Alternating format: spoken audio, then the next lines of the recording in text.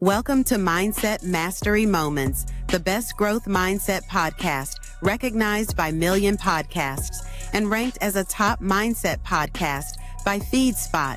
We're proud to be in the top 1% on Listen Notes. Join Dr. Alisa Whyte as we explore powerful insights and strategies to elevate your mindset. Let's dive in.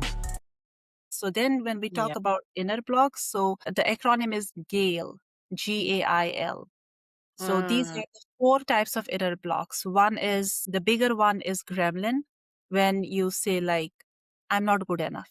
I cannot do it. I don't have enough experience. I always tried it, but I always fail. So these are like, the big one, which is Gremlin, that small monster that lives in you.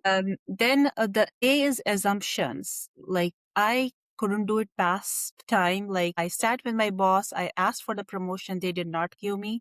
I'm not going to sit again because last time they said no, they are going to say no again. And then you have interpretations. So how you interpret, and interpret is more like based on what others say or how you interpret maybe people or certain occasions, certain incidents. That could be like, for example, in that case, if you might interpret it, I didn't get a promotion because I did not have sufficient qualification or experience, right? It might be that's not right, that's wrong. And the last one is L, which is limiting beliefs. And limiting beliefs is which comes from your upbringing, what others say. And maybe, for example, when talking about limiting belief, it's a wonderful example that I would like to share. So what happened it was back in 1954 when it was believed that nobody can actually run 1 mile in 4 minutes. So it was considered to be impossible. So that's what people used to say, experts would say. And the doctors actually say it's dangerous. It could take the life of the person. Wow. That year in 1954, it was in May, I guess, May 1954, man named by, I don't remember his name right now. So Roger Bannister. Yes, Roger Bannister. He was the one who broke that record and he completed 1 mile in 3 minutes, 59 seconds. Wow. So, and after 2 months, there was another young man who completed the same 1 mile in 3 minutes, 57 seconds.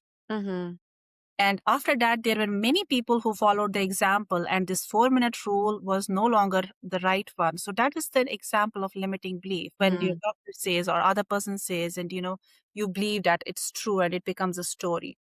So for me, like people who remain stuck, it is either mostly coming from their one of the 4 inner blocks. Yeah. And that's when I start working on the blockers. So when they say like, I feel stuck, first of all, what does stuck mean for you?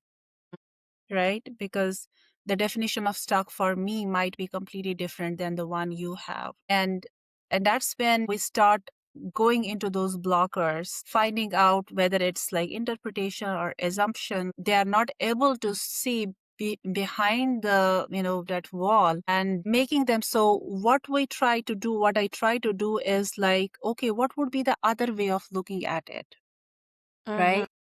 And that's when the option comes, possibilities come, because we as coaches believe we have abundant resources for everyone in this universe, Right.